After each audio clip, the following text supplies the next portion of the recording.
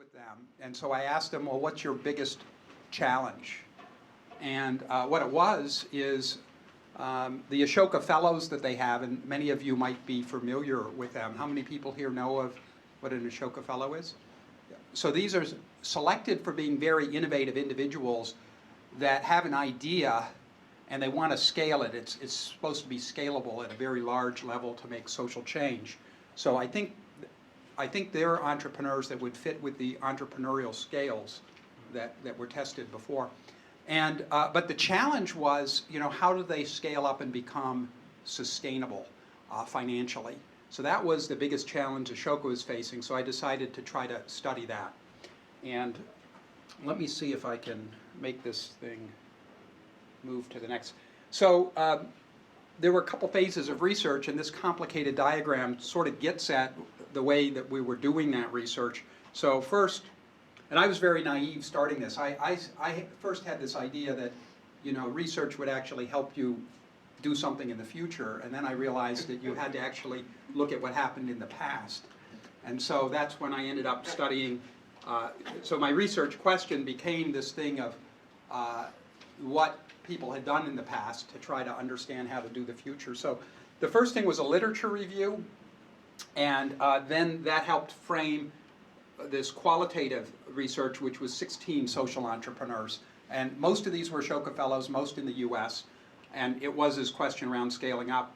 And then the second phase, which I'm going to not really talk about here, although I think I will give a couple of things that were found there very quickly, were a whole bunch of innovative social sector organizations, and these were nominated through a process of Ashoka and a number of others picking nonprofits. There were about 700 in the database, and 226 ended up being the ones that made it through in my research, actually replying and everything. And we were, again, trying to test some of the theories that were developed in the qualitative research. And so I'm going to talk mostly about the qualitative research.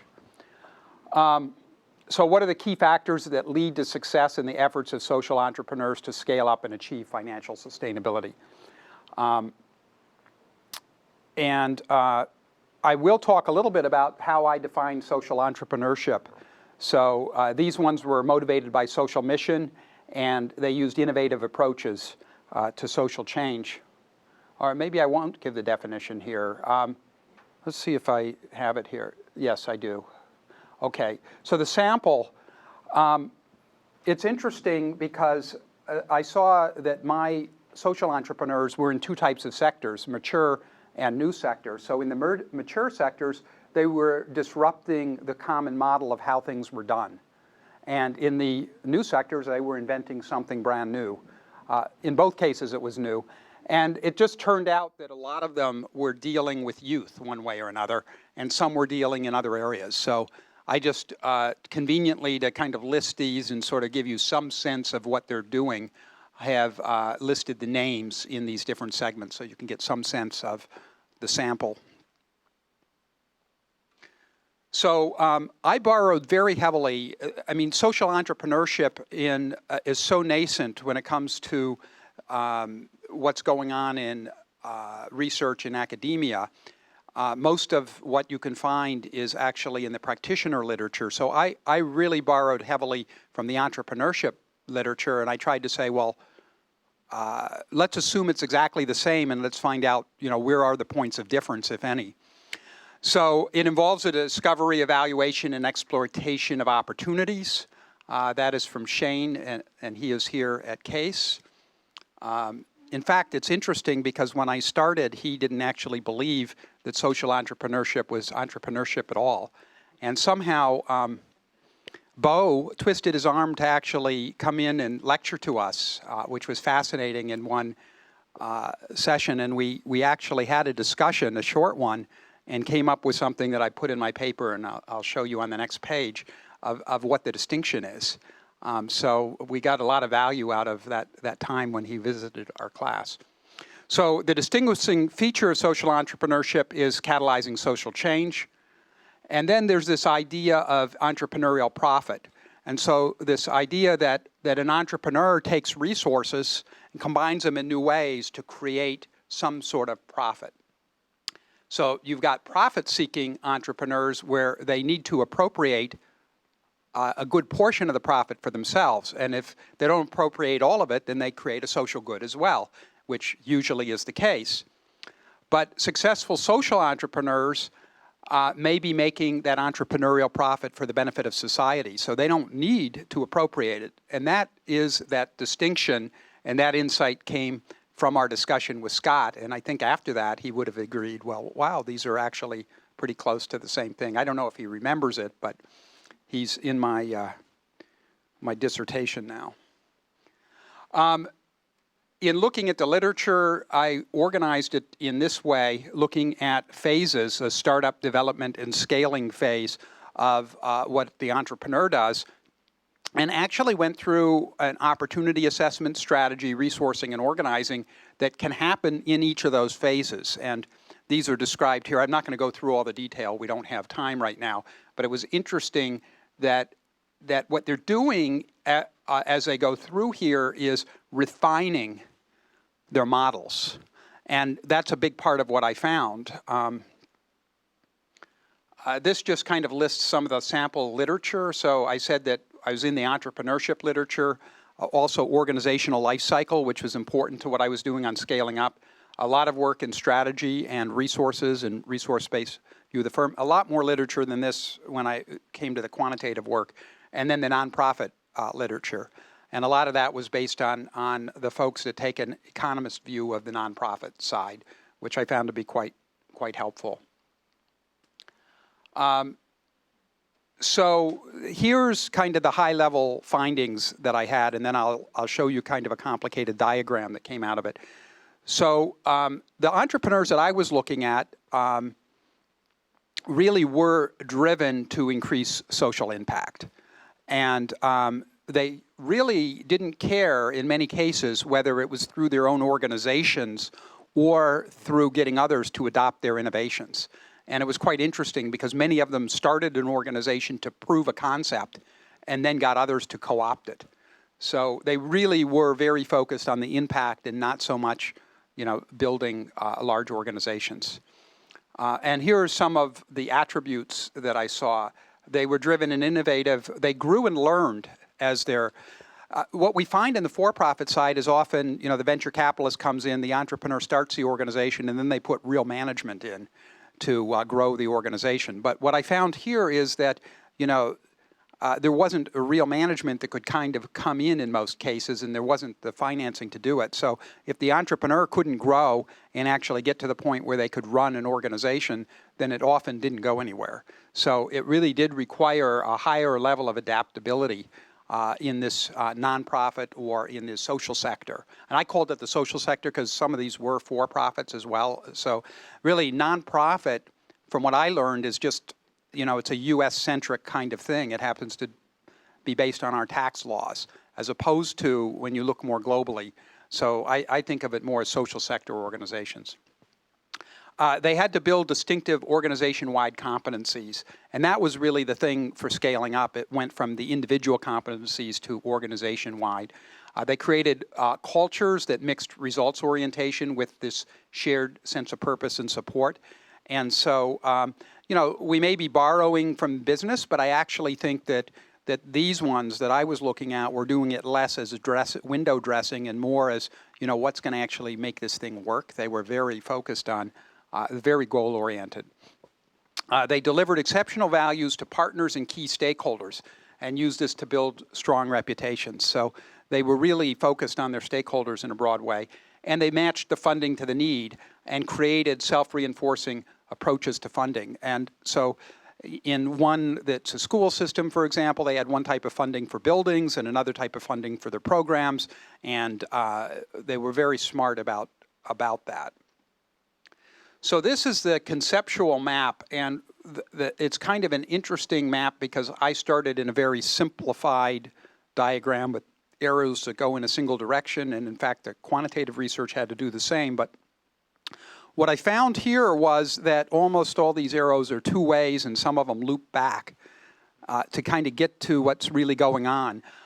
If you look, let's just start with the environment. Well, these social entrepreneurs often shape their environments. So it wasn't just that they were embedded in an environment, but and so the school system actually in California helped shape the laws in California that enabled them to get more funding if they were competitive. And I saw a lot of examples like that. The opportunity evolved. So there was some unique advantage. All of them talked about luck as being a part of it, and I've seen that with real entrepreneurs too. But it evolved as the resourcing and the organization grew. So it wasn't just a single opportunity. And the entrepreneurial attributes were shaped as well. So they didn't start with all of them, particularly the networks. I mean, they were networkers, but their networks grew as they went. Some started with no networks, and the organization was a piece of it. So the strategy, that evolved and built and matured over the time. And the growth here, what you see is there's a direct growth path and an indirect growth path. So as they disseminated what they were doing, they were trying to get others to copy them, which I guess is something that the regular entrepreneurs are less inspired to do. And then the key thing was for creating financial sustainability, we've got this arrow coming back with partners and funding, and your demonstrated success coming back to, and I thought of it as two-way exchanges with a lot of these. And some of these were corporate partnerships where they thought very hard about what's the value add and the proposition we can provide to a corporation. And so it really, and it was something that in this case, if I think about it in an organization called First Book, they helped corporations promote what they wanted to do, but they did it in a way that really strengthened First Book in many ways. So it was really a very interesting model. So this is kind of the complicated situation that I saw. And the paper shows many examples of how the entrepreneurs pursued systemic change, shaped their environments, sequenced resources to build their capabilities, created these mutual benefits that I just talked about, the funding models, and measured impact and the like. And let's see if so one of the big things was that I saw really two basic phases of what they did. There was this development phase where they were really sort of figuring it out. They came in with an innovative idea, but they had to actually develop their business model or their operating model. And that included this, self-reinforcing funding model of some sort, building their organization competence.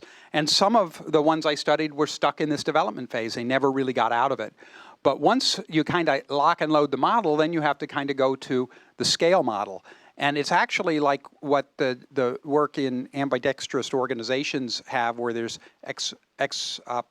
exploration and exploitation. You could think of scaling as exploiting it. And it takes a wholly different set of skills. So one social entrepreneur, what he did is brought in a good operating manager, and he was always the external person.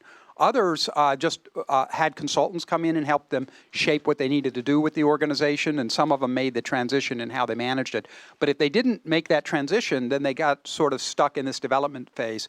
And I think what we talked about earlier, these entrepreneurial attributes are great for the development phase of figuring it out. But if you don't actually move to how you exploit it, which is more processes and procedures and being less entrepreneurial, quite frankly, then I don't think you actually end up with a successful organization. At least that's what this research found. So success factors for moving from development to scale. Moving from this individual performance to an organizational level performance. Getting this self-reinforcing resourcing approach so that if you don't get that, if it's not like a flywheel that's moving, then you're always spending all of your time trying to raise funds, and you're never going to get anywhere. So you're always in that development phase. You're trying new things. Delivering this exceptional value, and then the most successful ones discovered ways to improve the profitability of their mission-related activities. So their earned income things were not just at the side. And so I had this little diagram that shows what I call the innovation frontier. So if you think of mission-related benefits, some activities help and some hurt. Regular fundraising actually usually hurts the mission. It's just stuff you have to do to get the resources. And then if you look at the activities that have for financial consequences, positive and negative, you know, most organizations do their fundraising down here or up here that are positive financially, but they don't actually help the mission, and they use that to fund the mission things. But if you can get in the upper right quadrant, that's really the sweet spot, and that's what the best ones figured out how to do. And then just very quickly, the second phase research used a model like this with two different theories, resource-based view and goal theory, to try to test what all of these different nonprofits were doing. And there were some conclusions that came out of that the ones that seemed to outgrow and outperformed had more aggressive goals, more innovative approaches to financial resourcing, and strong leadership. And I had a resourcing innovation construct that appeared to be strongly relevant to resource-scarce organizations. And the findings seemed to be consistent with the resource-based theory and highlighted the importance of resources and capabilities. Partnerships, which I thought were very potentially important, did not show up as being important here, but I think there may have been some challenges with the work. And it also gave some evidence that capacity building really matters. And so that's, in general, what came out of there. And there's a lot more detail in the papers.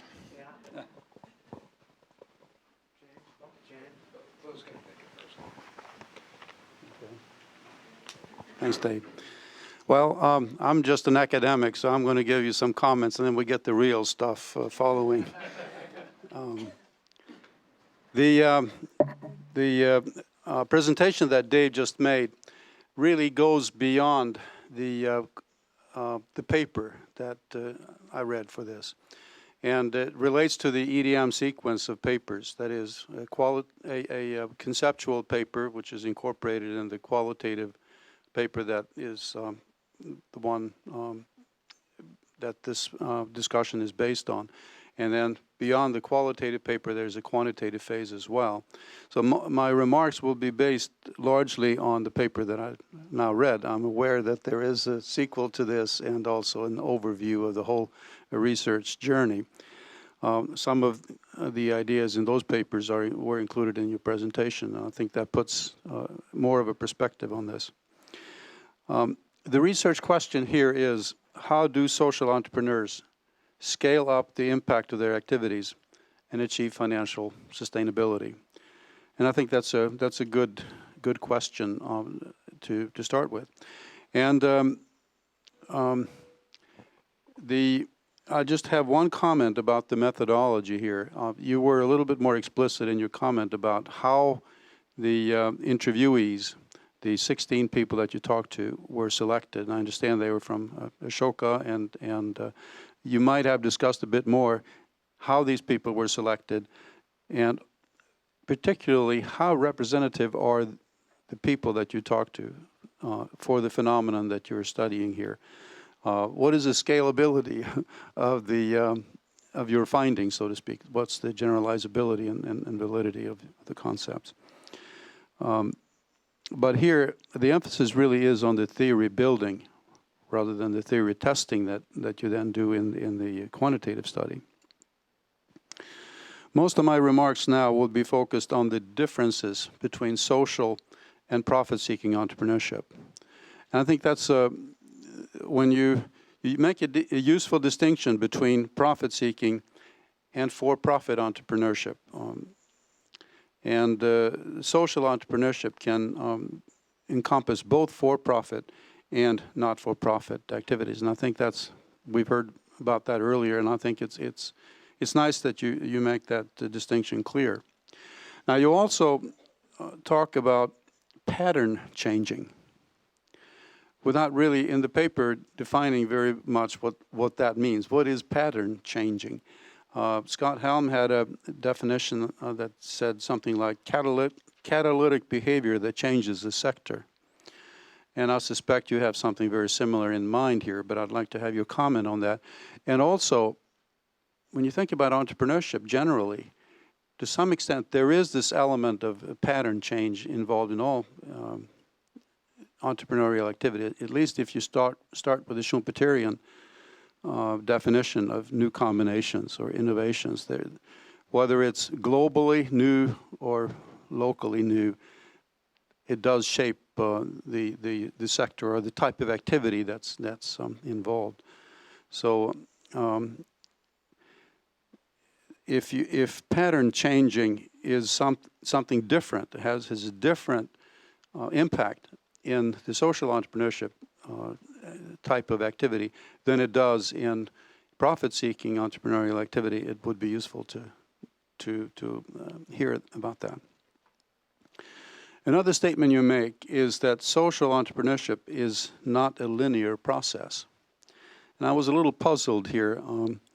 What do you mean by linear?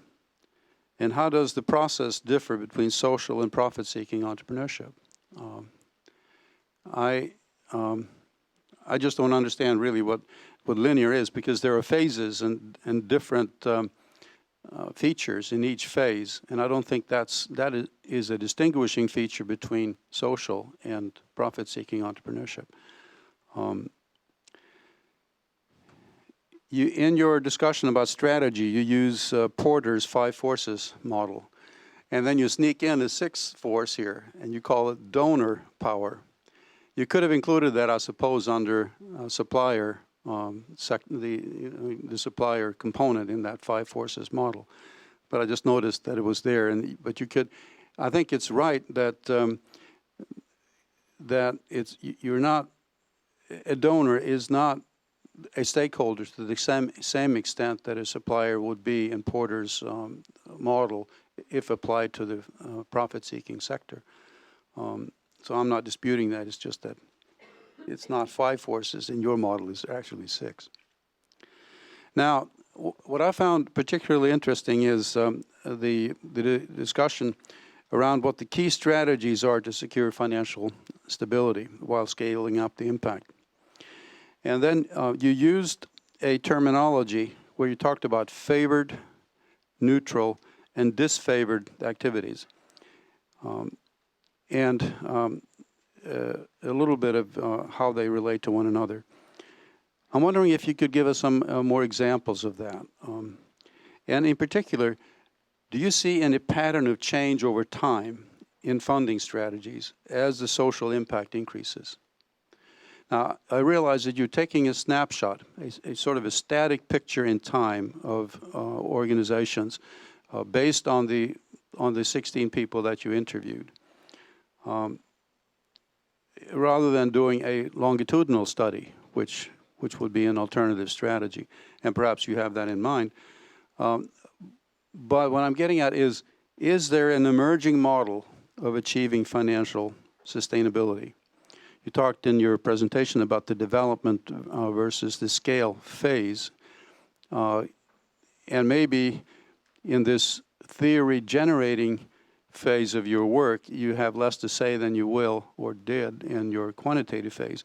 But I think any observations you can make here on strategic change as the organization evolves would be an important contribution.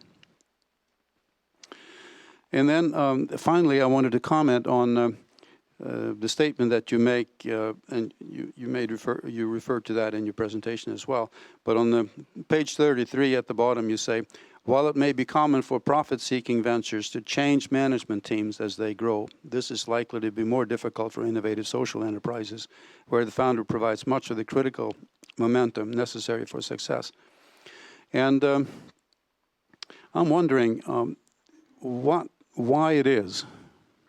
It seems to me it's consistent with more casual observation that we all can make, that yes, there tends, at least there seems to me to be a tendency for those social entrepreneurs who start new activities or new entities within existing organizations to remain in charge. And as you pointed out, that type of behavior tends to be constraining in the profit-seeking sector of entrepreneurship. But it raises the question: is there such a thing as serial social entrepreneurship? Just as we have entrepreneurs in the profit-seeking sector that start businesses or activities and then go when it becomes a matter of scaling it up or managing an ongoing activity, they go to something else and start something new. Do we see that phenomenon in the social entrepreneurship field? So I'd like your comment on that as well. But this is a rich paper, and it's you can only scratch the surface here. But I look forward to hearing more about this type of research. Thank you. I think the thing that would be most relevant, because I think you've covered, when I first saw the word discussant, I said, wow, that's a really good GRE word. I mean, so as I said in my earlier comment to the first presenter, I do kind of feel like one of the animals at the zoo. I'm clearly not here because I'm a trustee of Case Western. I'm here because I'm on the board of Kresge Foundation. I'm on the board of the Nonprofit Finance Fund. I'm on the board of a number of entities. And the answer is, I definitely am a serial entrepreneur, and I'm probably now a serial social entrepreneur. So I think what I can provide probably is an insight, and I'd like to start strategically. So why do we care about social entrepreneurs? I mean, again, from the animal zoo analogy, I mean, are we just another species roaming? And so anthropologically, you can decide that this is just another ritual. And I would propose that the reason we even exist at all is because the nonprofit construct that exists doesn't work. I mean, if the nonprofits were doing just swimmingly well, had plenty of funding, were serving their missions, believe me, folks like me would have lots of stuff to do and wouldn't be attracted to this. So the reason I think you care is because the gap that exists contextually today is going to get extreme. And so, as I said earlier about this whole forced dislocation of services, you need entities, and both of the presenters are spot on in terms of risk appetite. It isn't that entrepreneurs are risk attracted, but we have a much larger appetite or tolerance to be able to look at a problem and be willing to fail. I mean, that's the real sort of actual test. And so within the context of this gap, you have to find ways that the missions can be served. Forget the nonprofit or social entrepreneur distinction, because it's actually not very meaningful. What's meaningful is that there will be entities to serve, to feed people, shelter people, provide safety, and provide a net in a period of time where those services cannot be provided or are not likely to be provided with the same priority they had before. And as the presenter said, the tools we use focus more around sustainability. I mean, that, I think, is the distinction, which is what I care about is creating an entity that, this is aspirational because it's very, very difficult, can sustain itself in perpetuity without the reliance totally on annual appeals, donor letters, and whose accountability, and that's the other construct in the not-for-profit environment, and that's why I made my comment before. If you took large corporation and large nonprofit, actually the one that is going to respond quicker is the corporation, the for-profit construct, because you have people who own it. And if performance doesn't work, then fundamentally, and clearly today, change takes place at a much more rapid rate. Whereas in the not-for-profit construct, again, I sit on a bunch of the boards, we are clearly fiduciaries, but we're not, or at least historically, we have not been fully active stakeholders. And there's no exit strategy. That's the other most fundamental difference between the for-profit construct. So when people start for-profit entities, there's an exit strategy. Merge, sell, dividends. It can be a whole host of things. In the not-for-profit, you're there theoretically forever. You know, you want to end poverty. You want to do things that are not going to be within a generational construct fixed. And so the lack of an exit strategy actually creates the intransience that exists within the not-for-profit construct. So the whole social enterprise is around not disrupting stuff just to disrupt it, but to actually create a more sustainable, perpetual, self-funding model that will do all the other attributes that you've already said. Will be proactive, will be innovative, will respond. And it's because the current model doesn't do that. So, I mean, to me, that's the most fundamental reason why you should care. And I guarantee you will care because, again, that whole forced dislocation is going to take place at a much greater rate. And then the ritualist, you know, it's not, there is a lot of, in the field, growth capital. In fact, the Wall Street Journal, probably about 5 months ago, actually somebody took out either a half-page ad, we call it a tombstone in the investment banking world, announcing an IPO of a not-for-profit, confusing in one instance, you know, that was a perfect poster child for all the things you say. But the reality is that the terms, you asked why those terms exist, and that's because for a long time the source of new capital was coming from people who are used to reading red herrings and S1s and want returns on investment. But everything now, there is no equity in a not-for-profit. The equity is basically outcome. And so that's a legitimate term. So some of these terms exist because they have long-term meaning. Some of them exist because they were ritualized. But it's not as simple as we're just dancing around the same fire and, you know, we're just using contemporary terms. I think I'll stop if that's okay. Happy to take questions. We should take questions. You wanted to have did you want to? Well, Bo, if some of those things that you raised are worthy of further discussion now, I can put up a couple of thoughts about it because everything wasn't necessarily covered even in the paper, and I do have some perspectives on those. So we can do that, or we can get more questions or comments from everyone here. I'm open. Comments? Maybe a couple, and then we need to move to the next Yeah, session. at 11:30, we've got just a few minutes. Yeah. Yeah, it will interest me to know how many of these social entrepreneurs stay on their vision even after the 3 years Ashoka support. Well, I didn't survey all of those in Ashoka to see that, but I've run across a lot of them that continue on. I mean, the support is just a way often where they can go from they had a full-time job and they were doing this on the side to move away from their full-time job and focus on this. And they usually try to figure out a way to continue to focus. They're pretty driven. I'm interested in your concept of scale to the point of sustainability. Nonprofits often operate in kind of an environment of diseconomies of scale. So the more service you provide, the more money you lose because indirect costs aren't covered oftentimes. And so I'm interested in you're talking about going to scale. I mean, how do you?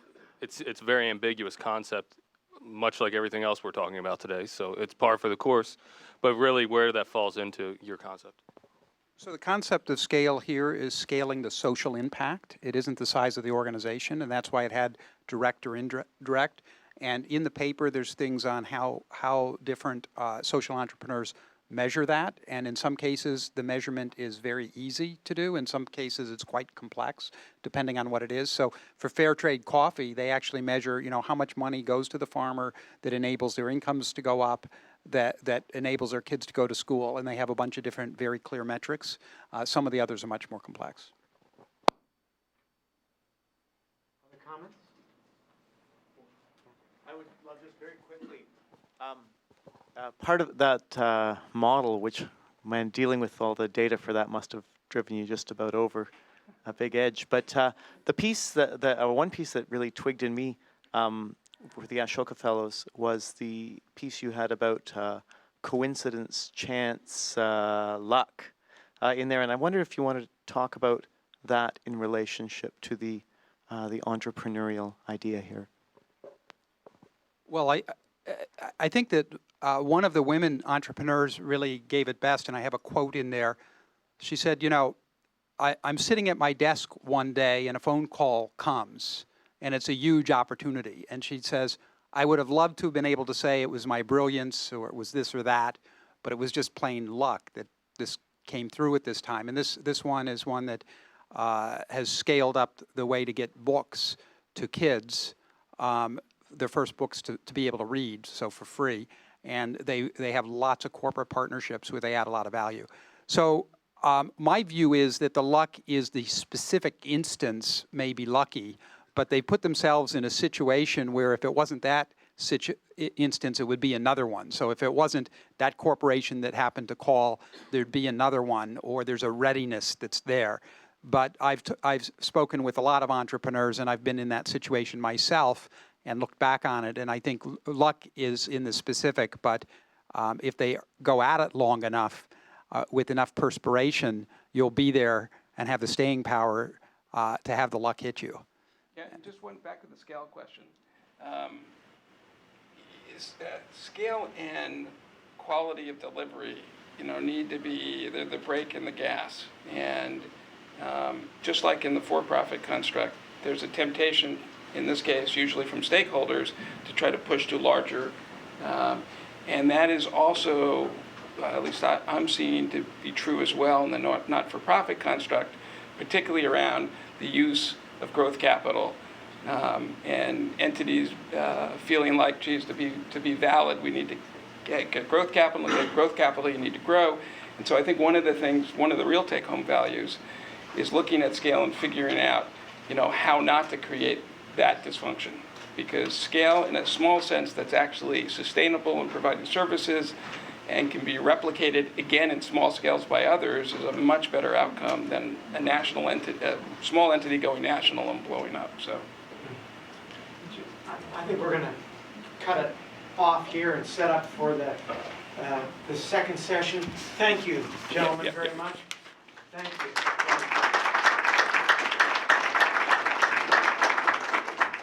Thanks to all who participated in that session. And so I think we will move directly to the next session.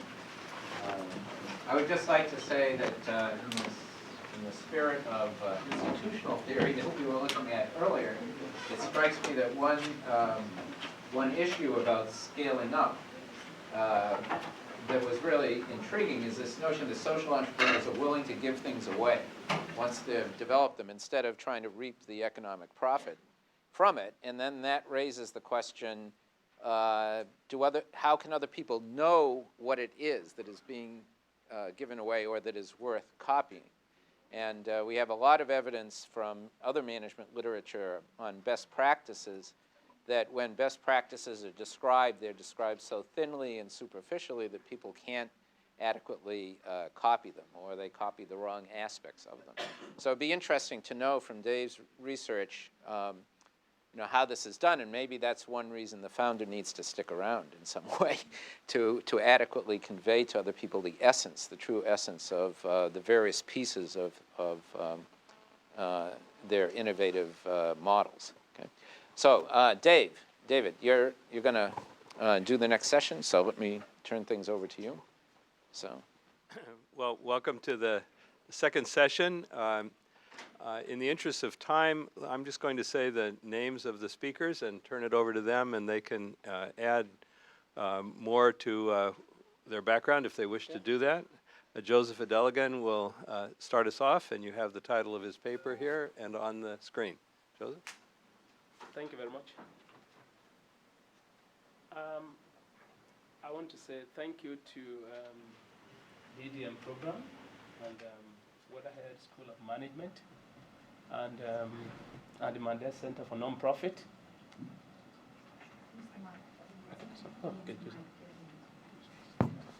Okay, so I want to say thank you to the EDM program, the Mandel Center for Nonprofit, and the Fowler Center for Sustainable Value, and also the Weatherhead School of Management, who provided the support needed for this research I'll be presenting. I have a background in engineering. I'm a chartered civil engineer. I have a PhD in civil engineering. And I spent the first 13 years of my career on consulting, engineering consulting for the World Bank, African Development Bank, the United Nations, and a host of other international donor organizations on water sanitation, infrastructural projects. But I discovered that a host of most of these large donor funds to developing economies are not effective, and a lot of them are not sustainable. I did this for 13 years of my career, and I got to a point where I got fed up with what I was doing. In those days, I do make lots of money on this consulting. I just discovered that I want to do something else. I didn't understand what was going on until I came for the EDM program that Richard Boyaltis taught us on what he said, a mid-career crisis. That you get to a point when you get to a mid-career crisis, you just want to do something else. And at this point, in 2003, I founded this organization called the Global Network for Environment and Economic Development Research. I'll call it a social sector organization, just like David Sherman has said, or a citizen sector organization. Interestingly, I'm also an Ashoka Fellow, appointed in 2007, so most of what he's saying caught my attention. In the Global Network for Environment and Economic Development Research, we are involved in eco-innovation and sustainability projects. And I'll talk maybe a minute or two about some of the things we've done in time past. We are involved in eco-innovation. We have two products. One of the things we've done is how you can create business opportunities from environmental challenges. Just like this sector, we have private sector incentive for environmental and social sustainability. How you can make money out of environmental challenge, how you can do well by doing good. So in the Global Network for Environment and Economic Development Research, we have two projects which we have developed, two products. One of them we call Cows to Kilowatts, which is an innovation converting slaughterhouse waste into renewable energy. And another one we call Power to the Poor, converting also what we call cassava waste to also renewable energy. How you can make money from environmental challenge. And this informed my research at the EDM program, and which I called Environmentally Benign Technologies and Financial Performance, Evidence from the Pulp and Paper Industry.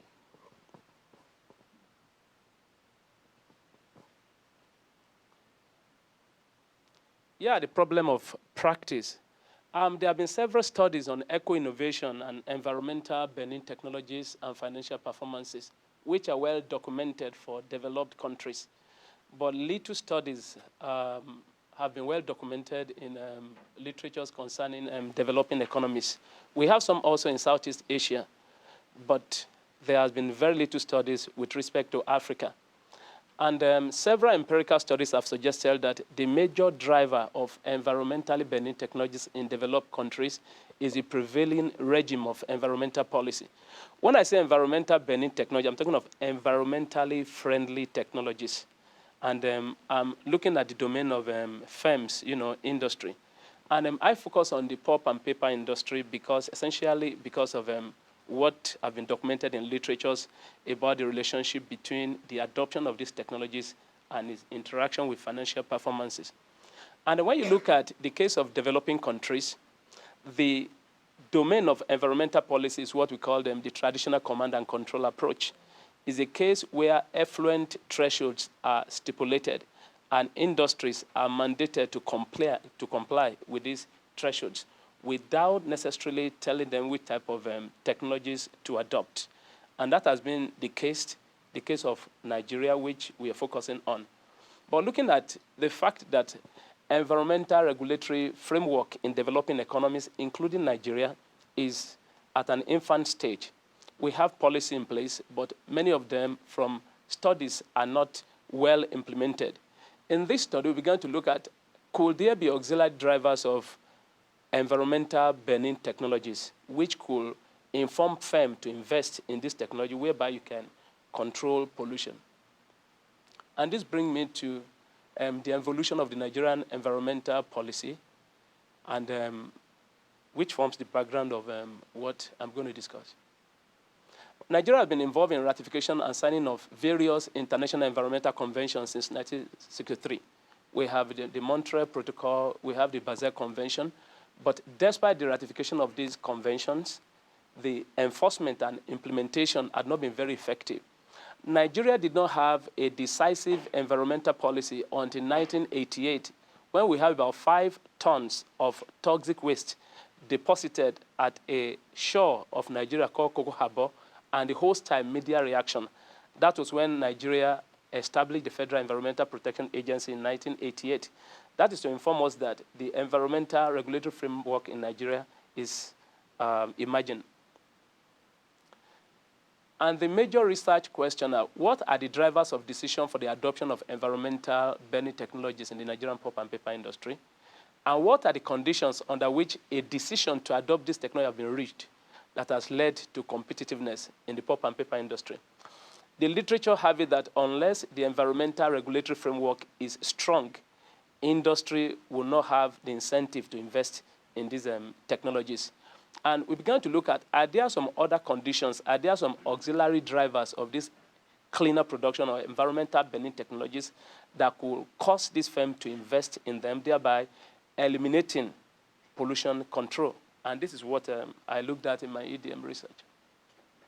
And I have this as my preliminary conceptual framework while harnessing literatures. That what are the decisions of firms to invest in environmental burning technologies, and look at these 3 types of technologies. One of them is pollution abatement, pollution prevention also. When I talk of pollution abatement, I'm talking of investing in large-scale treatment plants. Pollution prevention, I'm talking of cleaner production. These are the 2 technologies that I looked at in the initial preliminary framework. And I have some anchor theories for the research. The first one is institutional theory that acknowledge the role of external forces in technology adoption, the resource-based theory, and also the adoption of environmental innovation, which is a conceptual merger of these 2 frameworks. Also, Porter hypothesis also inform some of the theories that I adopted in the research. Then the literatures that I concentrated on in the research include drivers of environmental burning and cleaner technologies. When I talk of cleaner technology, I'm talking of 3 R's: reduction, reuse, and recycle.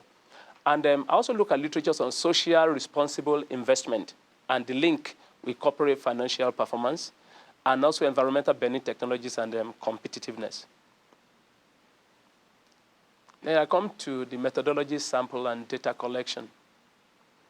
This is an aspect of the EDM study, which is the qualitative section.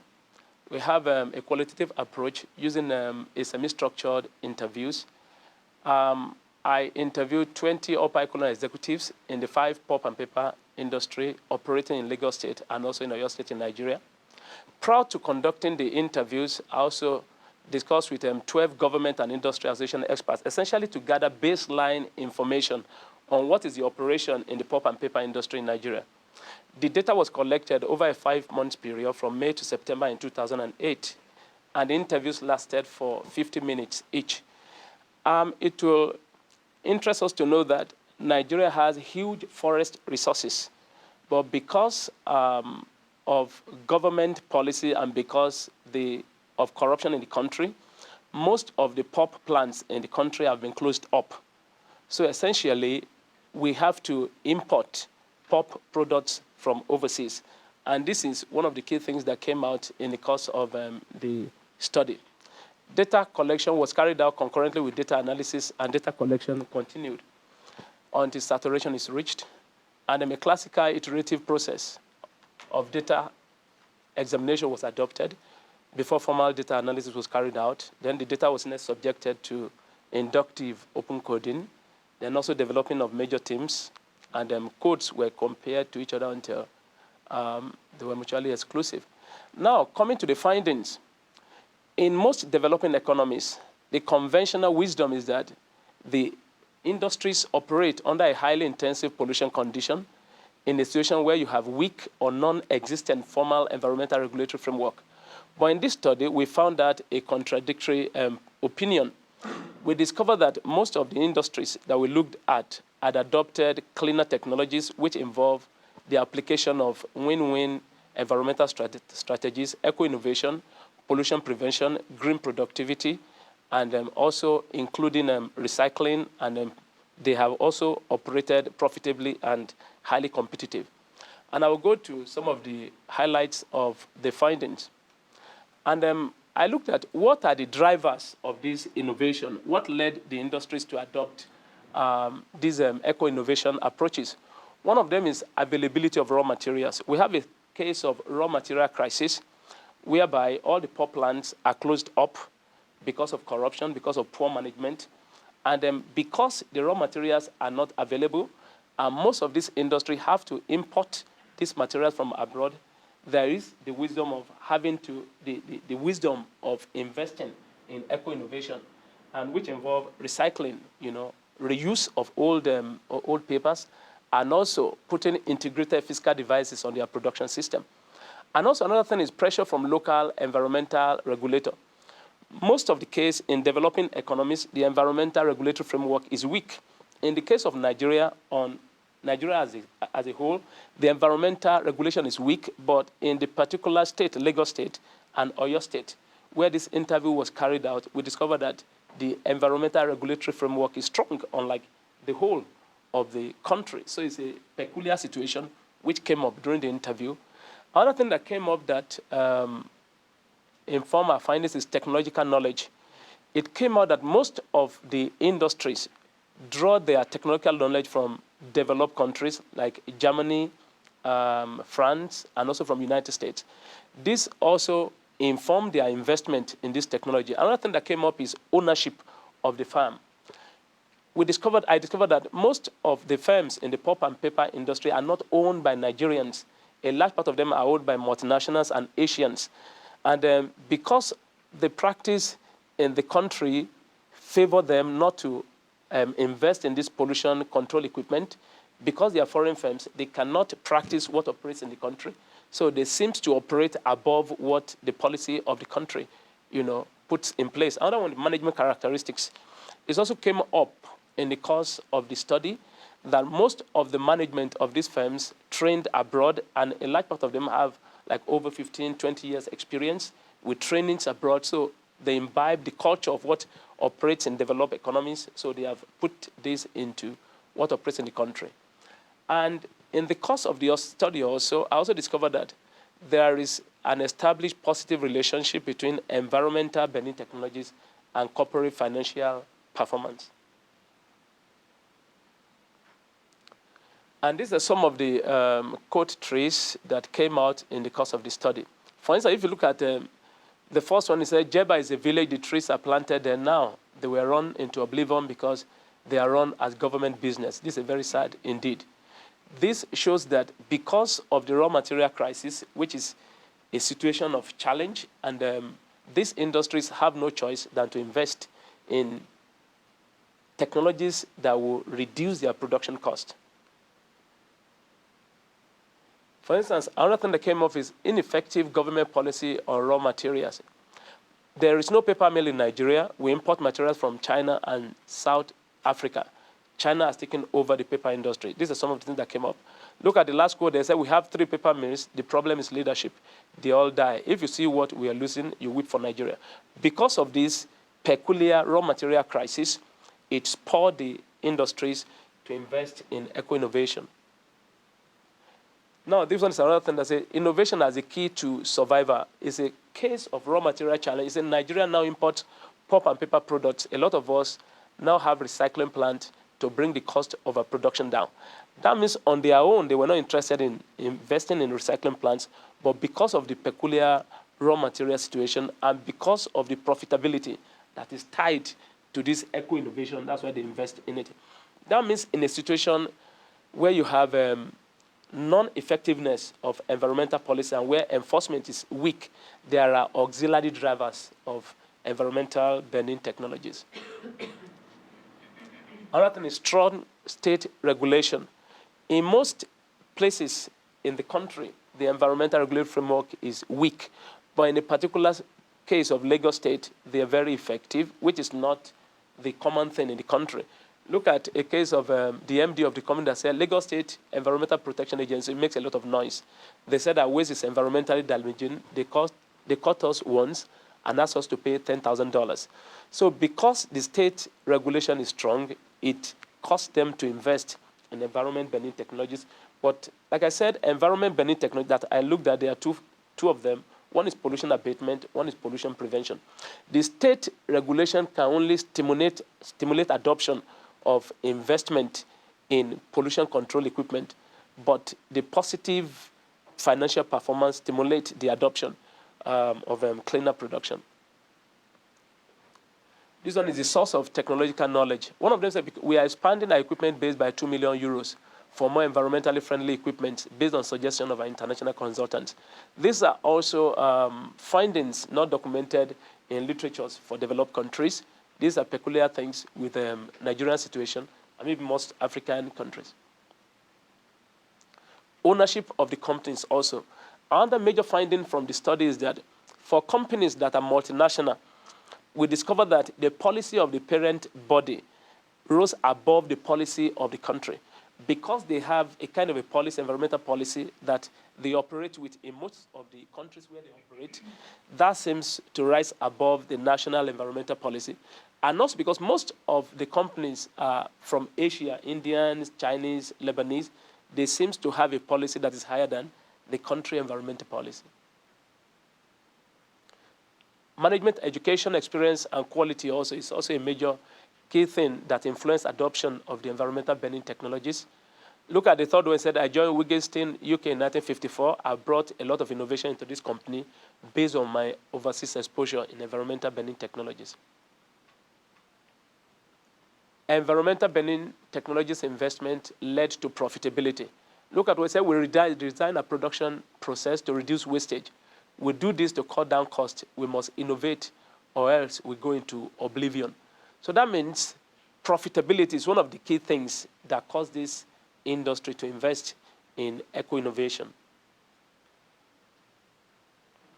Then eco-innovation adoption led to integrated, automated, and efficient production. Once we have a computerized and automated system, our production system is highly efficient. The whole essence is profitability. What the whole summary of the findings is that in a situation where you have a poor enforcement framework, it is still possible for industries to invest in pollution control. It is still possible for industries to invest in environmental bending technologies. That means there are auxiliary drivers of investment in environmental bending technologies beyond environmental policy, which is the case in developed economies. So based on this, have a revised conceptual model that have the drivers in between, the raw material economic consideration, pressure from local environmental regulators, and all these drivers, then the decision, led to positive financial performance. And looking at the implication for practice, the study shows that positive relationship between environment bending technologies and wealth creation. And also evidence from the study suggests that a business enterprise can do well by doing good. That means even despite the fact that the environmental enforcement framework is weak, if industry could see that it is possible to invest in eco-innovation and that will alleviate some of their expenditures, then it is possible for them to invest in the environmental bending technologies. Hence, environmental sustainability does not have to conflict with wealth creation in a business model. They can actually complement each other. And if you look at this, that means beside strong enforcement framework, a firm operating in a developing economies can actually invest in cleaner production or cleaner technologies while at the same time generating revenue and making the environment clean. The study also has implication for reduction in tropical deforestation, global greenhouse gas emission, global warming, and climate change. Because one of the key things that contributes to climate change is tropical deforestation. As a matter of fact, tropical trees hold about 50% more carbon than trees outside the tropics. So it has implication for global greenhouse gas emission and climate change, because instead of cutting down these trees, these firms can get involved in cleaner production, can get involved in putting integrated physical devices on their production system, recycling, reuse of these materials, whereby they're able to save a lot of deforestation.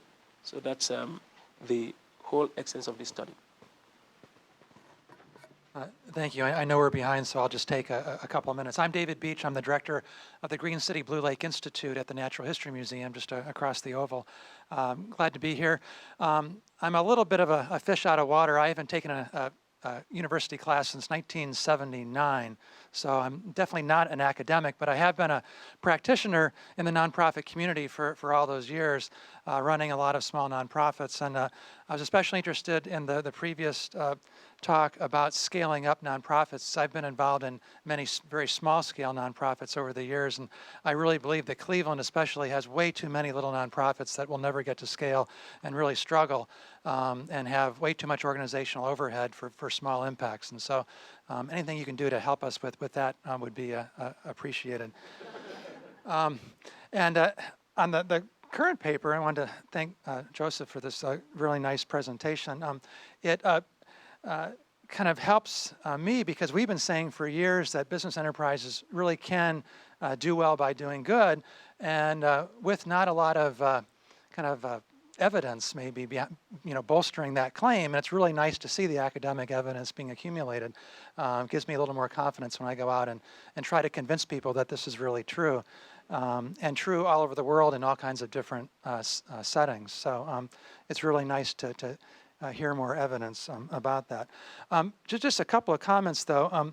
In talking about the drivers of why these companies did find that they could do well by doing good, there were 5 or 6 drivers from there was environmental regulation, better financial performance, foreign ownership, the technological knowledge, and they were presented all in sort of an equal way. And it'd really be interesting to go back and try to tease out, were some more important than others? What were the most important drivers?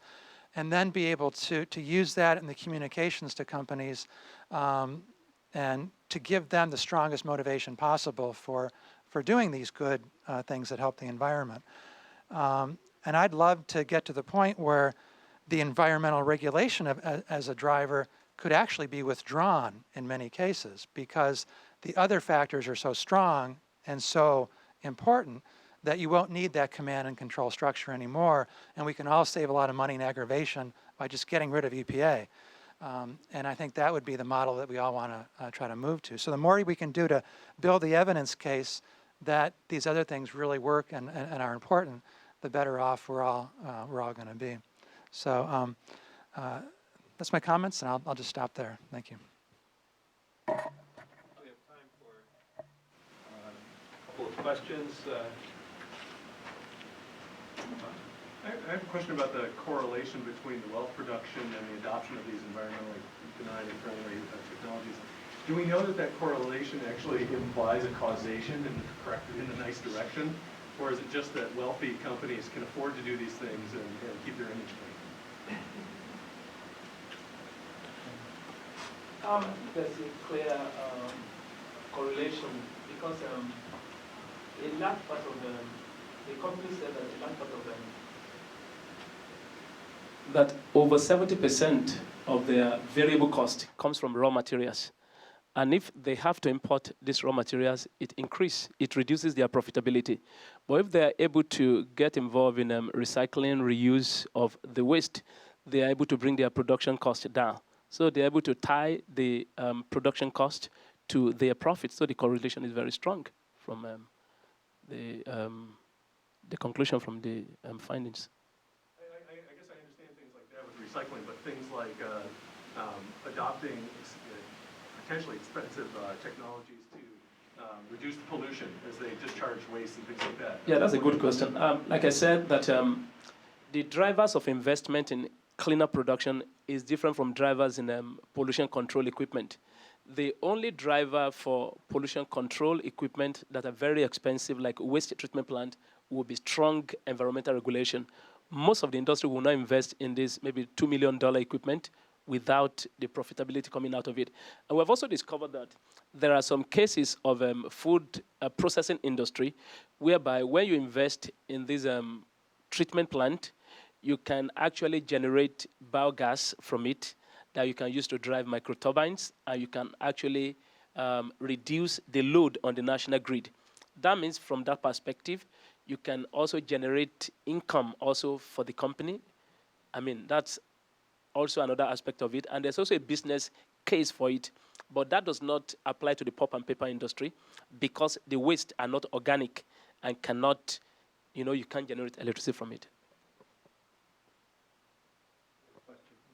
Yeah, in some of my research in Latin America, I found that one of the most salient factors in environmental regulation is not the mere existence of a strong environmental policy, but an effective bureaucracy to enforce that, because oftentimes there is a legal framework that would ostensibly give an incentive to operate in an environmentally benign manner, but it's just the bureaucracy is disinvested in, or it's defunded, and thereby becomes even a sort of vessel to allow or to undercut those groups that are trying to be environmentally benign.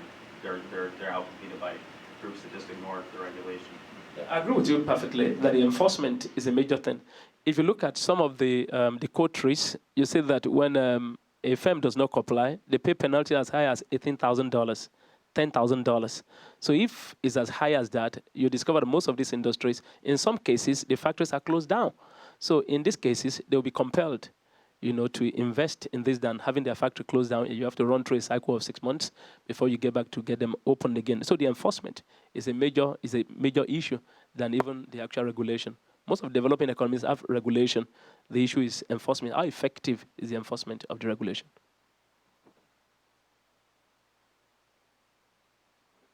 Well, thank you again very much. This is very stimulating.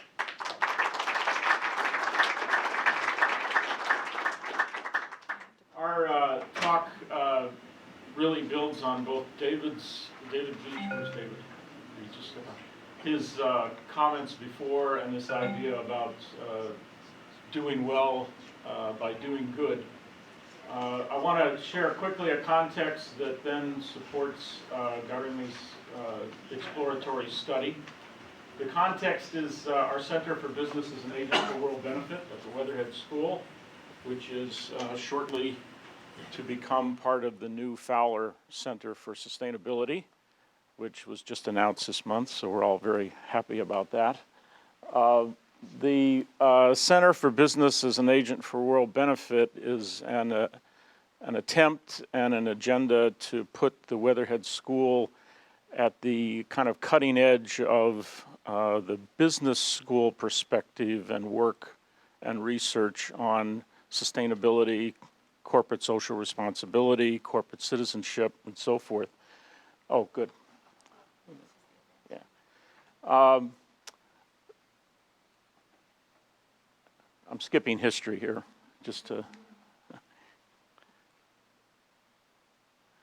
One of the purposes of our center is to locate, understand, value, and spread stories of innovations at the intersection of business and society. So the story that we just heard would be an example of that. We're particularly interested in the interface or the intersection that creates what we call a mutual benefit. And so in a moment, I'll explain what I mean by mutual benefit. But the idea here is to create the evidentiary base that David Beach was asking for, to change the conversation, basically, that often occurs when you bring up or you try to picture this intersection between business and society. We had some earlier slides. I'll just highlight a few quotes. The president of the World Economic Forum, Klaus Schwab, has quoted things like this on several occasions. One way of picturing the intersection between business and society is a very, very hostile one, a very antagonistic, even antithetical one, where business is viewed much as the enemy, as the greedy consumer, the generator of wealth for a few, et cetera, et cetera, et cetera. And the other side of that is the sort of classic notion that the business of business is business, and that also feeds into this separate picture of that intersection. It's not the only picture. There are others, and recently growing voices that have argued that now, like no other time, is a time where business and society are better positioned, actually, to create mutual benefit. That business and the capacities and capabilities of business are even necessary ingredients to the social changes or the social improvements or the social issues that we need to face. Willis Harman, past Willis Harman at the Stanford Research Institute, was part of a project modeling through very, very advanced kind of math modeling, trying to build future models that were sustainable. And to his surprise, because he didn't go in as a supporter of the business role in the future, philosophically he didn't go in as a supporter, but one of his conclusions was that the only model that they mathematically found that was sustainable was a model where business was much more at the center of social, environmental changes and development. Much more recently, Kofi Annan, the former Secretary General of the United Nations, informing the United Nations Global Compact, which is a network of now over 4,000 corporations and organizations throughout the world, pledging to build the Millennium Development Goals into their strategies. They're primarily corporate, for-profit organizations, but they also now include universities like this one. They include some, not just educational, but some nonprofit organizations as well. But his call is that, in fact, there is a skill set, there is a capacity and competency set that may be unique in the corporate sector that we need. We need to find a way to link. And then finally, Peter Drucker, from the sort of managerial perspective, has argued in his most recent books before his passing, The Coming of the New Society, this idea that all of our social, environmental issues that we face are, in fact, business opportunities as well. So part of our goal, if you will, at the center is, again, to find stories that, or cases that exemplify this sort of positive intersection between business and society. You could call it partnerships in some cases, but in other cases it's simply businesses doing well by doing good, and that's been a particular interest. These areas sound very grandiose, but they exist because we've found evidence. I mean, we know businesses can contribute to these things. So this isn't just sort of, idealistic wishes. There's a factual base now, and I'll talk to you a little bit about what that base is. The World Inquiry Project is a project to specifically collect, find, screen these stories of innovations. An innovation is not a story of a company, it's a story of something that a company is doing. So we're not out there saying that if you're in our data bank, it means you're a totally sustainable, totally perfect organization. You end up in our data bank if you have a story that has genuinely evidenced mutual benefit to business and society at the same time. We've collected over 2,000 stories. We've got nearly 200 profiles. So our editing process that tries to weed out the best of the best is about working at the 10% level. The stories are coming from all over the globe, both in different countries and regions. We have a number of partners that are growing. When I show you the database or the site here in a second, we have a number of organizations, the United Nations Global Compact. We've just been approached by The Economist. We have a whole network in Brazil that's doing, kind of mirroring our activities in Portuguese with their stories, where, again, this idea is trying to build a greater evidentiary base. What is the business case? Why would a business go into this area of sustainability for mutual benefit. The site, this is just an example of one of the stories that's in our data bank. You go onto the site, you can search by impact, business impact, social impact. You can search by region, you can search by topic. The profiles are about 1.5 to 2 pages. There's supporting links to get more depth into the story. And then we've also taken these profiles and we've taken the best of those and begun to develop features which become real teaching cases and multimedia educational cases.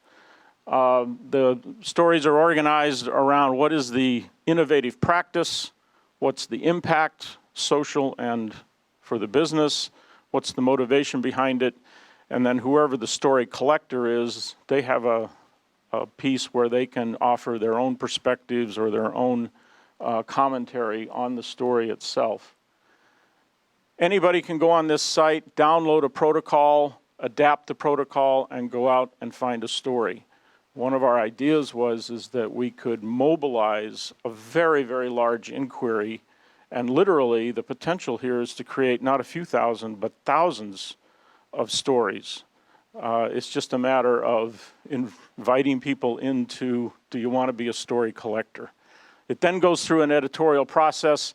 The editorial process, again, screens, does fact-checking, and then we choose, as I say, the best of the best to feature. So this becomes a very rich database, particularly for sort of theory construction. The details in the profiles are not enough usually to do any theory testing. We'd have to go into the field and use them more as leads to actually go really work through some of the details of how organizations become sustainable or why they did.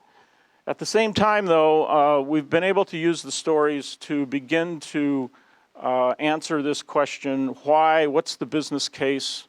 Why would what's in it for them, particularly from the business perspective, to go toward this mutual benefit? This first study we did based on the stories was simply creating the construct of mutual benefit.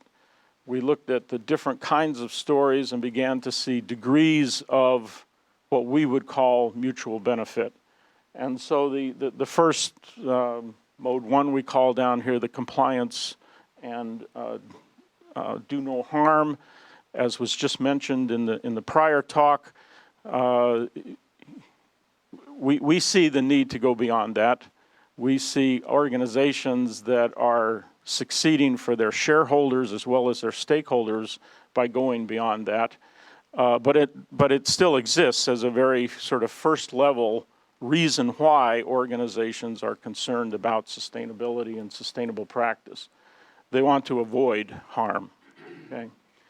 From there up, social responsibility, sustainable enterprise, and what we call revolutionary renewal were constructs that we began developing from the stories that indicated a kind of a trajectory toward the sort of ultimate mutual sweet spot, which would be what we're calling the revolutionary renewal, where the notion of doing well by doing good is inherent in the basic strategy and pervades throughout the entire organization system. It's not an isolated project.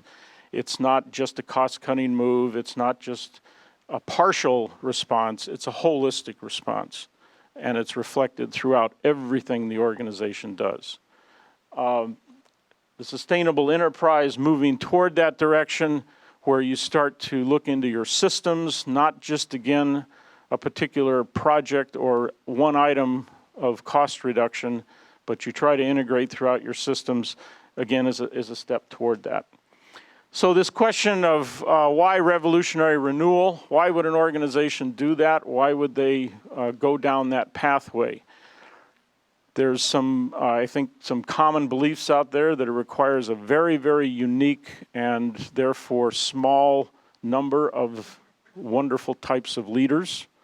That's one notion, that you can't do it without that. Another notion, which we heard earlier today, is size and scale, that you can't do it unless you've got lots and lots of either cash flow or net assets, that you're very, very healthy already. That's another notion. So we're interested in finding out more about what is the impact, particularly to the business, for going down this path, for being on this trajectory of mutual benefit. And that's what Garima is going to begin talking about. We've just begun another analysis of our stories to look into the section which is labeled impact. And the general observation we had was that the social impact is quite obvious and even quantified in many of these cases. The business impact is less obvious, it's less visible. And so we wanted to go back and look into them in more detail to see if we could find or learn more about what's in it for the business that then puts them on this trajectory to create mutual benefit. Hi, thanks a lot, Ron. As I started on my PhD program about 2 years back, I was completely smitten by this idea of the work that Business as Agent of World Benefit is doing at Weatherhead. And also, as I became more and more involved in these World Inquiry editorial board meetings, I kept thinking that why would a business organization engage in this equation of mutual benefit that we propose? Like Ron said, probably the social and the environmental impact is more obvious than the business impact. We are excited to present before you this very preliminary exploratory study that's a work in progress. I invite you to work with me to understand for the next few minutes why would a business enter into this equation. The question that we are primarily driven with is why would a business engage in innovation for mutual benefit? The data, as Ron said, are the stories in mode 2 and mode 3 of the diagram that he shared. The analysis are some of the themes that the impact, what we did is we analyzed the impact section of the stories. We went from themes to research and literature, and we came back to themes, and we almost categorized them into 4 broad categories, and then tried to understand that what can the literature and the evidence of these stories help us in understanding that why would a business engage in this equation of mutual benefit. The outcome, as it's written, is a deeper understanding of the business side of the mutual benefit equation. I would request Ron to hand that out. It's right there. This is a table that we came up with in terms of 4 broad themes under which all these various sub-themes are categorized. The N given there on the second row tells you how many times this particular broad theme occurred across these 200 stories that we looked at. Just to kind of give like a better lens to understanding these themes, we came up with this 2x2 matrix where that's what Ron just handed you out, so that when I kind of go ahead in the presentation, you have something to refer back to. The horizontal axes here, we categorize that as short-term and long-term. By short-term, we would almost mean that the benefits that the business sees are immediate, so to say. The long term is that the benefits maybe accrue over time. When you look at the vertical axis, what you have at the bottom is doing better. By doing better, we mean that almost like process improvement and improvements in efficiency. So the organization is just following similar process, but following them in a better way, which are more environmentally and socially friendly. By doing more is that you're not sticking to your current business model, you're not using the same process, but you're engaging in growth, you're engaging in renewal, you're thinking of more innovations that can help, that can lead to what we propose as the mutual benefit. What I would do is probably explain to you each of the sub-themes in a quadrant, then share one story with you that we found interesting in terms of explaining these sub-themes. Also, I'll give you a few examples of other stories, and if time permits later, we can come back to those stories if you wish so. The first quadrant, what I have here is what you see in your paper as the lower left-hand quadrant. This is called as short-term doing better. Like I said, some of the themes in this quadrant are process improvement, waste reduction, reduction of employee cost by, say, decreased absenteeism, and also probably reduced healthcare expenditure for the company. An interesting idea from literature called instrumental stakeholder theory can help explaining why a business engages in such kind of process improvement. Stakeholder is anyone who has a shared interest or concern for the growth of the business. These stakeholders could be internal, let's say the employees, or they could be external, like customers, activist groups, nonprofits, etc. Transaction cost analysis suggests that a business would engage in such kind of stakeholder concern management if it's related directly to the bottom line of the business. One of the transaction cost is the cost of enforcement of the agreement. Before I say that, transaction cost is any cost that is that occurs in an economic exchange between two partners. One of the aspects of transaction cost is the cost of enforcement of an agreement. So let's say we think of employment as an agreement between the employee and the company. So by generating a mutual trust between the employee and the company almost reduces this transaction cost because it does not have to enforce and police. It is ensuring the well-being of the employee and hence encouraging the employee to live up to this agreement and give his or her maximum. Another way transaction cost can be looked at is the search cost of best option. By best option, I would almost say that, let's say an organization wants better capital acquisition. So there are certain socially conscious investors which are willing to take a cut in probably their gain and invest in companies which are socially and environmentally conscious.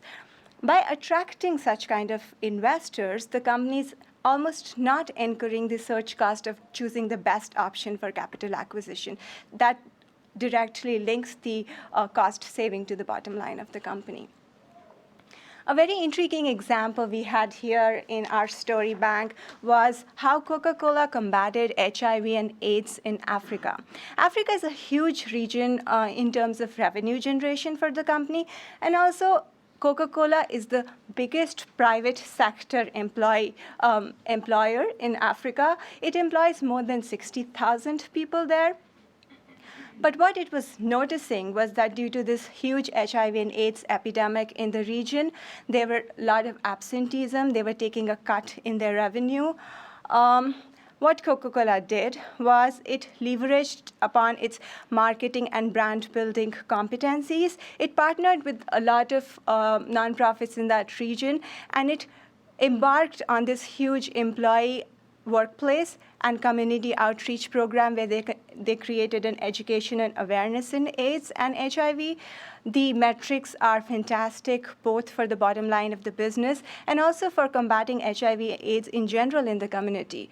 For the business, like I said earlier, it reduced their absenteeism, it saved the cost of days lost, it increased the productivity because Coca-Cola built a mutual trust with the stakeholder that was the employee there, and it created a general sense of well-being in the employees.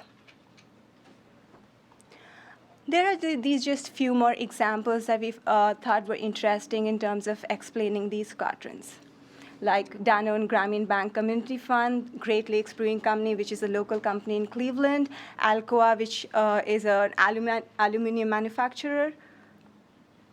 When you look at the bottom right-hand corner of the matrix that you have in front of you, that's called long-term doing better. The theme that we found here was how the company innovated and built a reputation and legitimacy for itself. An interesting research and theory that explains this is called stakeholder influence capacity. What it suggests is that the current performance of the company is almost judged on the past performance in terms of how socially and environmentally conscious it is. A related concept is building of social capital. By performing or undertaking such initiatives, the company accrues this social capital. Literature suggests that the social capital helps the company in terms of trustworthiness, in terms of knowledge exchange with the partners, and also in terms of acquisition of resources. Another way this can be looked at, especially for industries that are, so to say, in the polluting industries like oils, chemicals, engaging in social and environmental initiatives gives them a social license to operate. What the speakers before us talked about, the institutional theory where the organization lives up to the commonly shared beliefs and norms that the society expects a firm to live up to. An interesting example here in this quadrant is Fairmont Minerals' acquisition of a mine in Menominee, Wisconsin. They had a customer in the vicinity of the mine that they were planning to acquire, and just by operating that mine would have been hugely profitable for them. But like always, they had lot of strong competitors in bidding for the same mine. What Fairmont Minerals did is coming from their sustainable development approach and building on their past initiatives of sustainability, they approached the residents in the county and also the government and nonprofit and all the stakeholders in the county and engaged in massive open houses and dialogues with these stakeholders. They explained to them about their previous history and about the reputation they have of being an environmentally friendly and sustainable company. They understood the concerns of the stakeholders. When they bidded for the mine, they actually included the testimonies of these stakeholders along with the bid, and the leadership of the company believes that probably that was the main reason that they won the bid over the competitor. So that was a direct way their sustainability approach helped the bottom line of the company.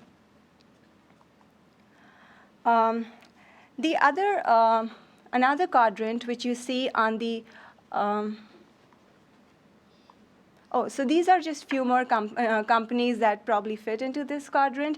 British Petroleum, which engages a lot in managing their impact. Mohawk Paper Mills, which uses wind energy to manufacture paper in terms of compensating for their carbon footprint. Procter & Gamble engaging with international aid to come up with these new innovative filtering sachets for the developing world. And like I said, Fairmont Minerals' acquisition of mine at Menominee.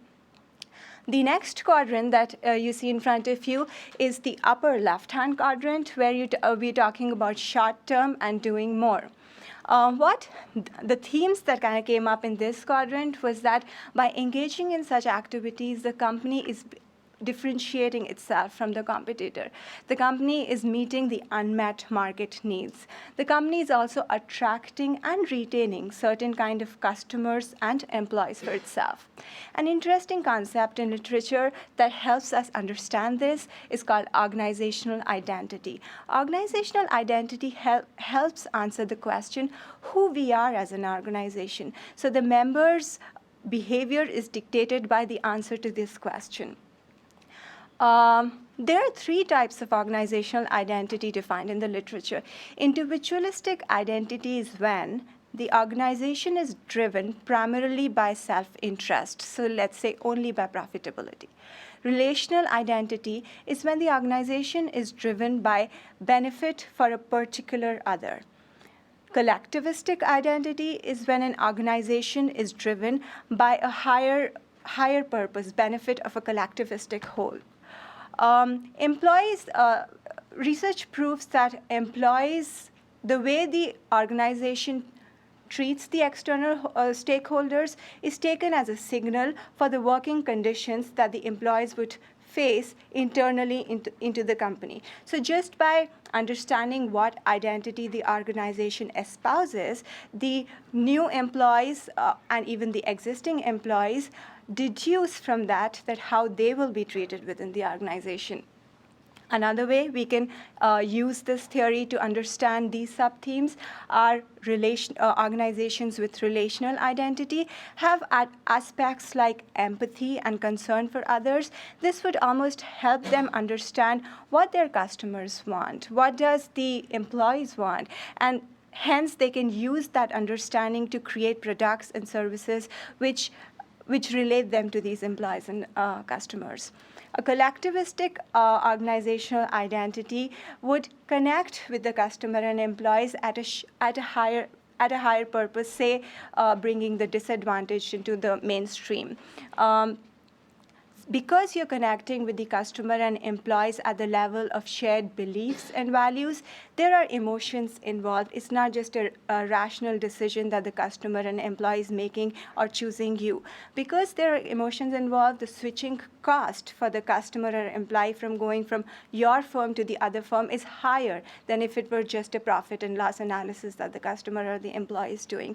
Hence, it helps in engagement and retention. TerraCycle is a really interesting company that helps explain this quadrant. TerraCycle is started by these two, Howard, I think one of them is a dropout, who where they have made these products that are 100% made of recycled material. Their flagship product, called TerraCycle Plant Food, takes the waste, feeds it to worms, takes the worm excreta and make compost out of it, which kind of goes back to the plants and environment. Through positioning themselves as this and actually believing and connecting with the customer through this shared higher purpose, they are attracting and connecting a certain kind of customer. They are differentiating themselves from the competitors and hence generating a higher revenue for themselves. They're also saving the cost on raw materials. Plus, they get paid to take the waste and they generate revenue by making products out of that waste. They also result in higher quality products because there's an interesting concept called biomimicry, where the products are made by mimicking what the natural environment does for you. So almost mimicking the natural cycle of waste production and reuse, they are making a higher quality product than probably their competitor might have made. Some other examples in this quadrant is Saturna Capital Mutual Fund, which has created a mutual fund specifically for Muslim investors because some of the aspects of the religion kind of holds them back from investing in regular mutual funds. Green Clean Inc. is a cleaning company that is using environmentally cleaning practices. TerraCycle, I just explained. The next company is a branding and marketing company where they encourage their employees to work with nonprofits and hence build their branding and marketing skills. The Alberici Corporation is a construction company where they have just built their LEED certified headquarters. They believe that headquarters stands for their belief in sustainability and work-life quality balance, and hence they believe that this headquarters will help them attract talent which is equally environmentally conscious. The last quadrant that I'll talk about, which is the upper right-hand quadrant, is where the benefit accrues in long term when the organization does more. Some of the sub-themes in this quadrant is when the organization rides the wave of the future, when the organization creates new markets, when the organization expands the current markets, when it builds a committed talent pool, when it builds the leadership and competencies of its employees, and also when they use these social and environmental initiatives as a feedback for improving their existing products and processes. The resource-based view in economics suggests that if an organization builds resources and capabilities that are unique, that cannot be copied by the competitor, it has a strategic advantage over the competitor for the firm. One of the ways this can be explained is how, through these social and environmental initiatives, the organization engages in talent development. Talent development there are almost two ways this can be viewed. One is when you're building a talent pool. When, let's say, a cement company engages in educating the disadvantaged and hence bringing them into the talent pool of future workers for the cement company. It partners with nonprofits, which helps it bring these new future employees into the pool. Plus, it's also creating a pool where when these future employees go to work for different companies, they're almost committed to use this cement industry's product in the future as they work. Another way talent development can be looked at is that when these initiatives are used to build the skills and leadership competencies of the existing employees in the company. Another way these resource and capabilities that the resource-based view suggest is that through technological innovations, a lot of companies partner with other nonprofits and aid agencies in order to engage in research and development and come up with technologically advanced products, which not only help the company build more products, but these products are also used in the developing world and other places where they are not generally available. If the cost of engaging in this collaboration for the nonprofit is lower than the societal benefit that comes out of it, such collaborations result in a mutual benefit for the partners. So an example in this quadrant is PricewaterhouseCoopers Ulysses program. This is a specially designed leadership development program. It's an 8-week program where the future leaders of the firm go out into the world and help different international aid agencies in meeting their objectives and completing their projects.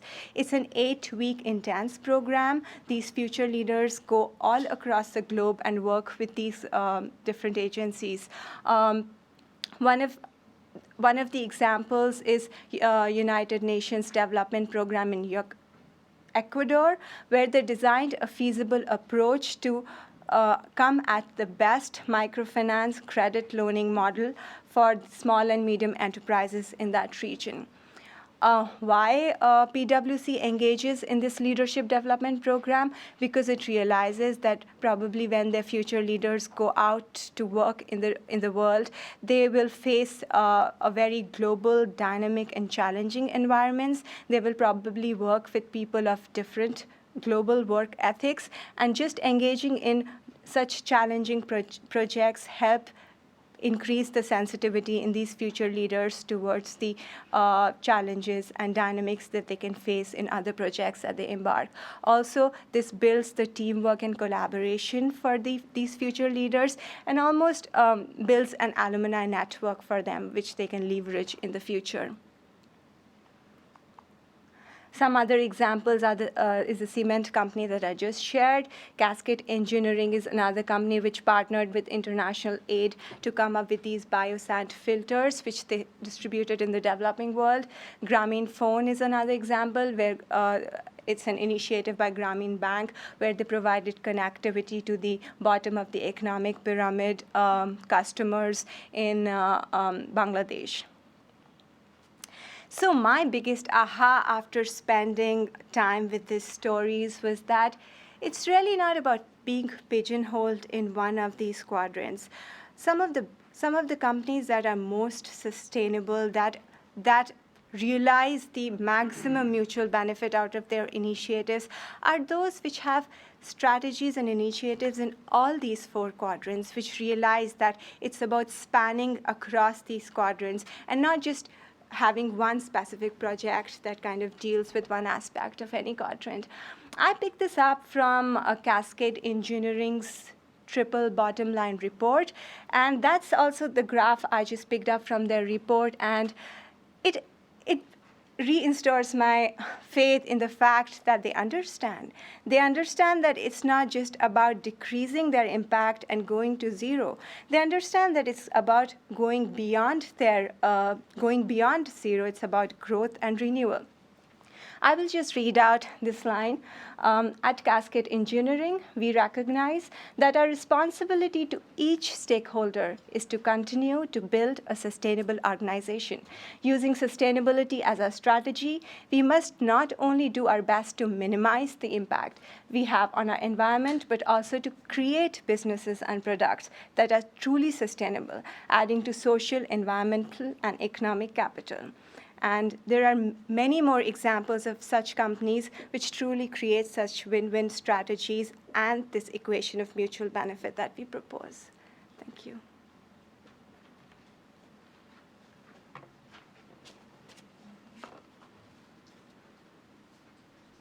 So we've been very efficient. We have some time by the schedule for a few questions. Yes.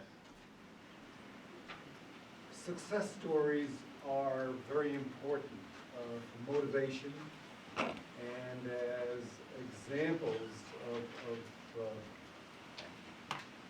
success stories are very important as examples of what can be accomplished to motivate others, but they're also dangerous.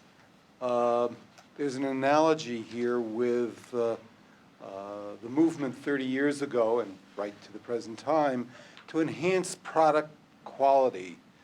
And for a while there was a serious lip service paid to the notion that quality is free. The idea was that if you enhance the quality of your goods and services, whatever it cost would be more than recovered by greater profitability, expanded business, and so on.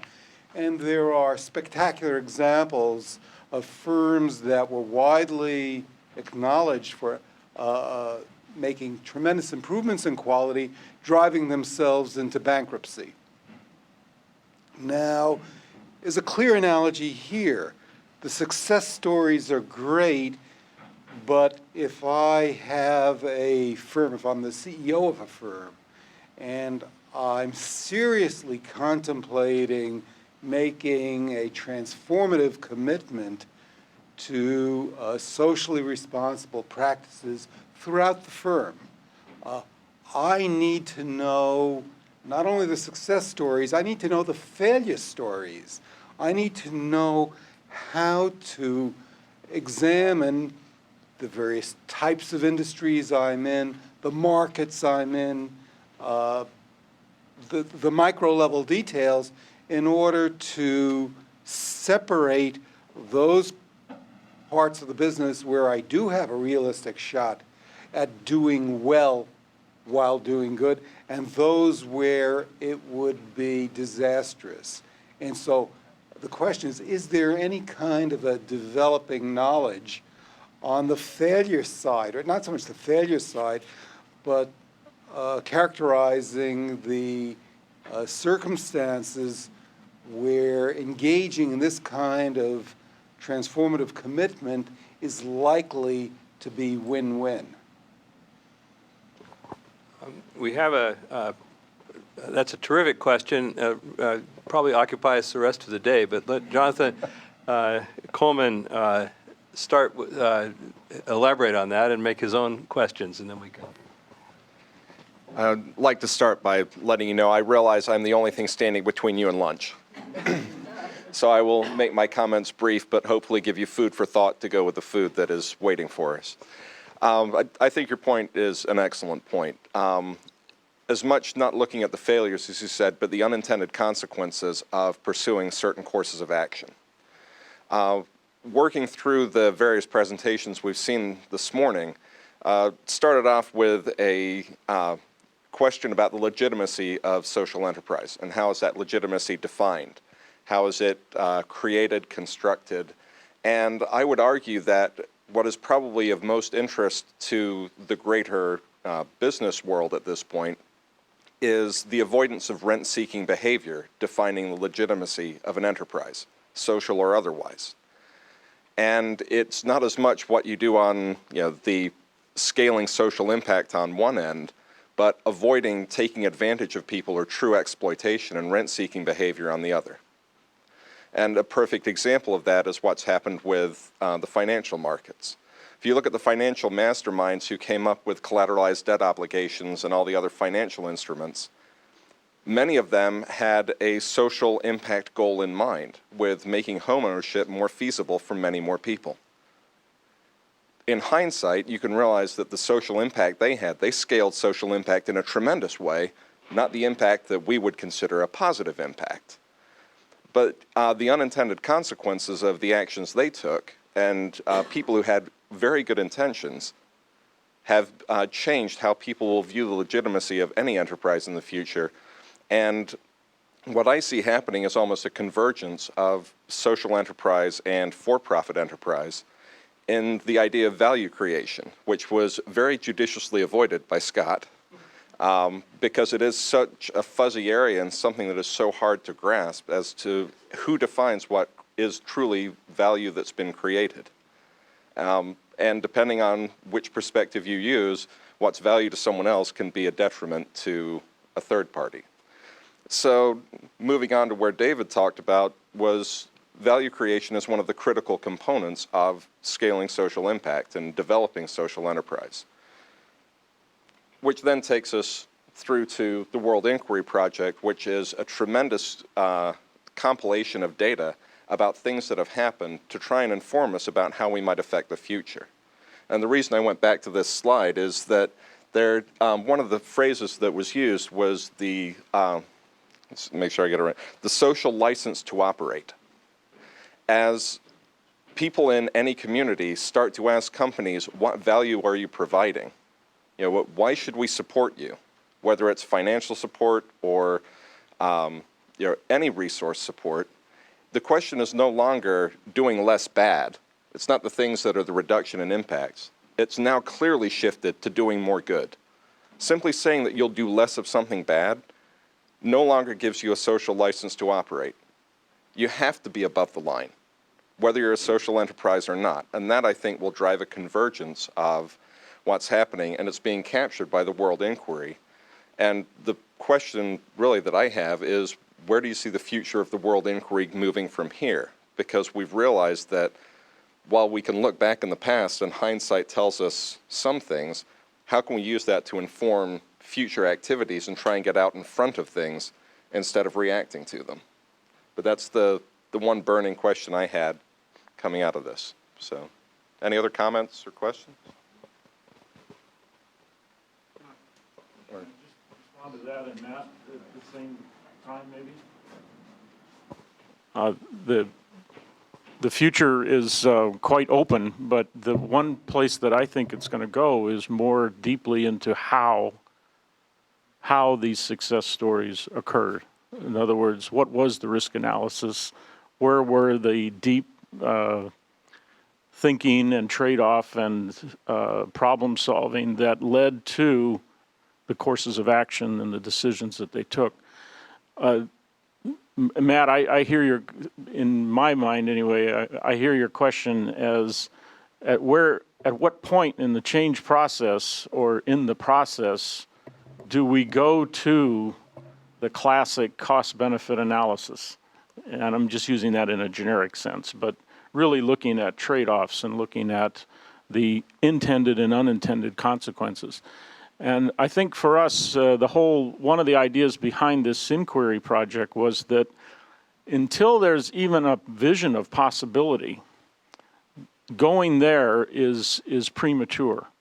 That for a lot of people, just entering into the discussion of how could we be sustainable, what's keeping them from that is this immediate, well, I hear headlines about these stories, but that's because of a certain kind of leader, or that's because of a certain, they don't have regulation, or they don't have this in their, and so I immediately define how I'm not part of that story.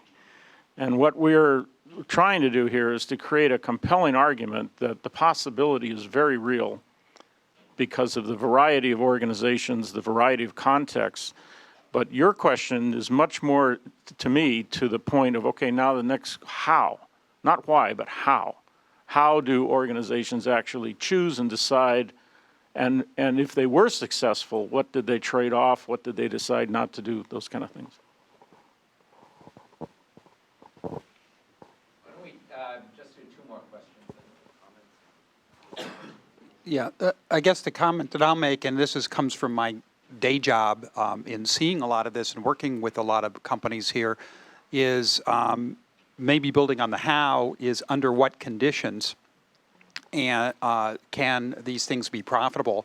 And just like the quality is free, if you do it wrong, it isn't free, but the concept of quality is free is a little bit of the Toyota story of instead of bolting quality on the end as quality control, building it into the process so you do it right the first time. And I look back at that paradigm switch, which GM and some of the U.S. companies didn't get as soon, has actually shaped a lot of the auto industry. And what I'm seeing in this whole field of sustainability is a similar thing. And it really is the innovative frontier. There is a trade-off between a public good and a private good if you take the classic economic model. But if you look at Schumpeter, an economist who coined, of course, as we all know, creative destruction, you can push out that that innovative frontier. And that is what the companies are doing that we're seeing where they find these sweet spots. What they're doing is the leadership is setting up conditions by which the search for these things says, let's find things that are profitable and do good for the world, and those are the ones we're going to select. But by not giving up early, you continue to search, just like Thomas Edison did with the light bulb. If he had given up earlier, it wouldn't be there. And that's what we're finding here. A lot of the impossible things are there by putting a search on that says, this is possible. And I think these stories help to inspire that others have done it, so maybe it is possible.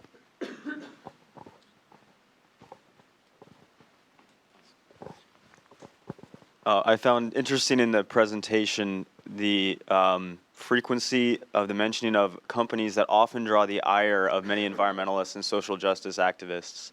And I was just curious about, as you're putting together this list, if there are any sort of patterns you're seeing for particular companies that are initiating new directions for the company or new marketing strategies, or if is this a cynical enterprise for many companies, or is there a real shift, in your opinion?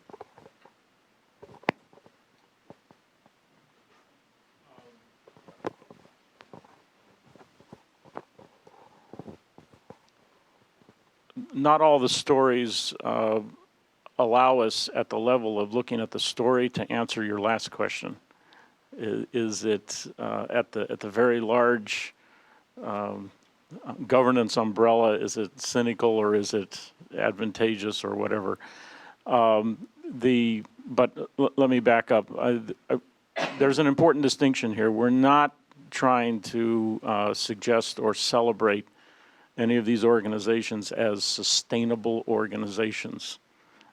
We think they have sustainable practices, or they have, the focus is on the innovation.